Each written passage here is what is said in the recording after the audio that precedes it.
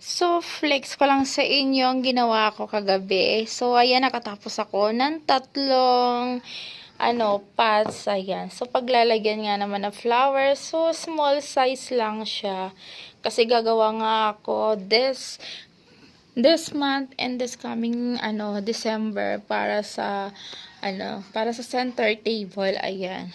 So, may mga clients kasi na gusto nila is mura lang. So, sabi ko, ayan, naisip ko gumawa ng mga ganitong klase. So, maliliit lang talaga siya.